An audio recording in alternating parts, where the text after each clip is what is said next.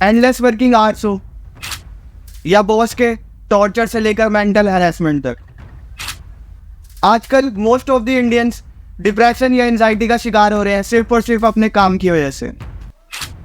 और पिछले कुछ सालों में तो इस वजह से कुछ नौजवान अपनी जान भी खो चुके हैं। हेलो दोस्तों, welcome back to our channel. आज हम एक ऐसे टॉपिक के बारे में बात करेंगे जो लाखों नौजवानों को प्रभावित कर रहा है। भले ही वो बॉस का टॉर्चर हो या endless working hours, unrealistic target से लेके वर्क लाइफ बैलेंस की कमी की वजह से भारत जो है globally work life balance index में 48 रैंक में है। इंडियन वर्क कल्चर में बहुत सारी कमियां हैं जिसे सुधारने की बहुत आवश्यकता है।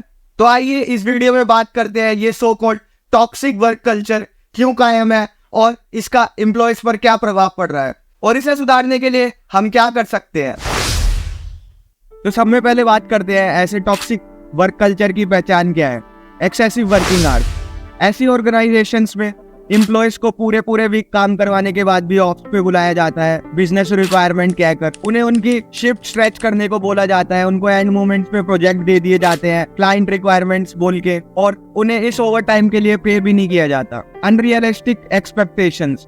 मैनेजर्स की अपने एम्प्लॉयज से एक्सपेक्टेशंस होती है कि वो अपने काम के साथ साथ उनका काम भी करे, और उन्हें ऐसे काम जबरदस्ती थोप दिए जाते हैं और उनके पूरा ना करने पर उनके ऊपर एक्शन लिया जाता है। फिर आता है तीसरा, माइक्रो मैनेजमेंट। ऐसी ऑर्गेनाइजेशंस की एक सब में बड़ी पहचान है माइक्रो मैनेजमेंट। माइक्रो मैनेजमेंट का मतलब है जिसमें सुपरवाइजर जो है अपने सबऑर्डिनेट्स और एम्प्लॉयज पे ट्रस्ट नहीं करते और उनके हर एक्शन पे नजर रखते हैं और उनके हर एक्शंस को अपने अकॉर्डिंग करवाते हैं, जो एक बहुत बड़ी वजह होती है मेंटल स्ट्रेस की और लैक ऑफ क्रिएटिविटी की, जिसमें एंड में थक हार के इंसान बस्ट आउट हो जाता है। और लास्ट सब में इंपॉर्टेंट पॉइंट है lack of work life balance. ऐसी ऑर्गेनाइजेशंस में वर्क लाइफ और पर्सनल लाइफ की इंपॉर्टेंस पर ध्यान नहीं दिया जाता, जिसकी वजह से एम्प्लॉयज बहुत ज्यादा स्ट्रेस्ड आउट हो जाते हैं और उनकी छुट्टियां लेने को भी उनका एक लेजीनेस और काम से बचने के बहाने के तौर पे देखा जाता है, जो कहीं ना कहीं बहुत गलत बात है।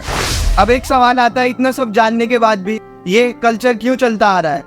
इसके बहुत सारी वजह है, जिसमें से सब में पहली है ट्रेडिशनल माइंडसेट। आज भी बहुत सारी कंपनियों का मानना है कि ज्यादा देर तक काम करवाने से ज्यादा प्रोडक्टिविटी होती है, जो कि बिल्कुल गलत है।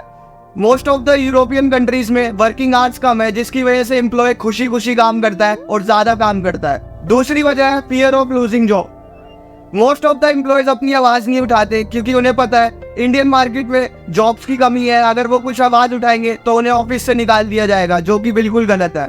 तीसरी वजह है low awareness of labour laws.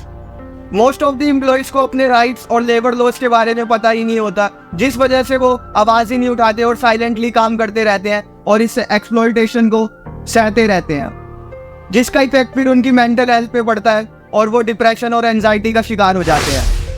आइए बात करते हैं इस सब का इम्पैक्ट क्या पड़ता है एम्प्लॉयज पर। सब में पहला है high stress and burnout. Constant pressure mentally और फिजिकली बहुत एग्जॉस्टिंग होता है, जो एम्प्लॉयज पे एक बहुत बुरा असर डालता है। दूसरा है डिक्रीज प्रोडक्टिविटी।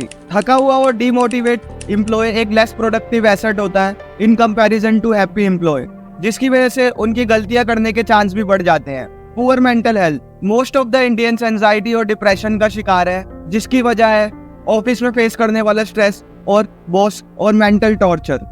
चौथा है हाई एम्प्लॉय टर्नओवर। इस सब के चलते जो टैलेंटेड एम्प्लॉयज होते हैं वो ऑर्गेनाइजेशन को छोड़ देते हैं ऐसे टॉक्सिक वर्क कल्चर की वजह से, जो कहीं ना कहीं बिजनेस के लिए भी एक बहुत बड़ी लॉस की बात है।